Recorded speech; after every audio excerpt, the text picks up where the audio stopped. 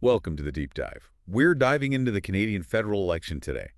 It wraps up this Monday after a pretty quick 37-day campaign. Right, and one of the first things that jumps out is the early voting. Oh, absolutely. The numbers are, well, kind of staggering. 7.3 million Canadians already voted. Which is, what, a 25% increase from just 2021? That's huge. It really is. Makes you wonder, doesn't it?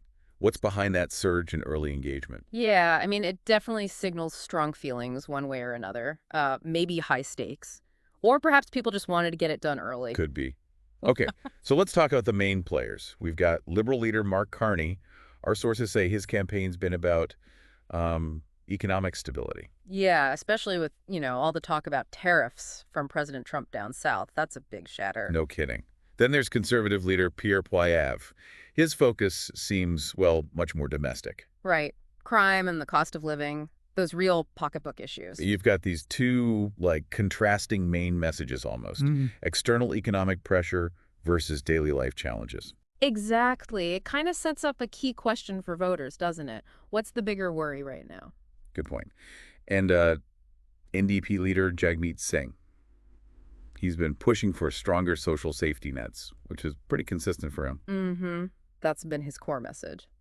We also have, of course, Yves-François Blanchet with the Bloc Québécois and Jonathan Pedneau for the Greens, though the sources focus a bit less on their specific angles for this campaign. Okay, but let's circle back to that U.S. influence for a sec. It wasn't just tariffs, right? No, there was also that, frankly, unusual call from Trump for Canada to become the 51st state. That definitely adds another layer. Wow, yeah. How much does that kind of external noise actually sway voters here, do you think? It's hard to say for sure, but it forces the leaders to react, Carney, acting as caretaker PM, had to directly address the trade stuff. Pulled him off the campaign trail a bit, you could argue. Highlights how linked our economies are. For sure. So, are voters looking for someone... Then, things took a really somber turn with that awful vehicle attack in Vancouver. Yeah, at the Filipino festival. Just tragic. It really was. And all the leaders, they paused campaigning immediately, sent condolences. A moment that kind of cut through the politics, A reminder of shared values, shared grief. Definitely.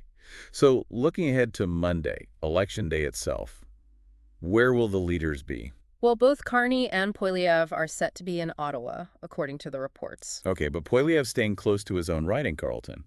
I heard that might be a tighter race this time. That's the suggestion, yeah. So maybe he's shoring up his home base. Meanwhile, Singh's going to be out in BC. British Columbia, whereabouts? Looks like Port Moody, and then he's attending a day of mourning event in Burnaby. Interesting. So different strategies there on the final day? Seems like it, playing to different strengths or needs, perhaps. Right. And for all of you listening and wanting to follow the results live. Ah, yes, the election night broadcast. Global News has coverage starting at 7 p.m. Eastern, that's 4 p.m. Pacific, this Monday, April 28th. Donna Friesen, Eric Sorensen, and David Aiken are hosting. And they've got a pretty solid panel lined up, too. People like Seema Sarregan, Lisa Raitt. Nathan Cullen, Jill Stisep.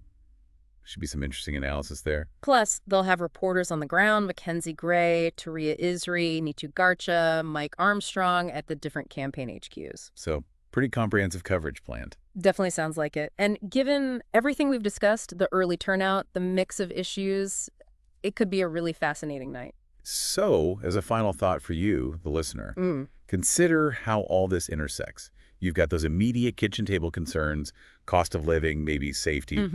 But then you also have these big external pressures. Yeah. Trade wars, global politics, that kind of thing. How do those weigh against each other in the voting booth? Exactly. And what does that massive early vote really tell us about where Canadian priorities lie right now? Something to think about as the results roll in.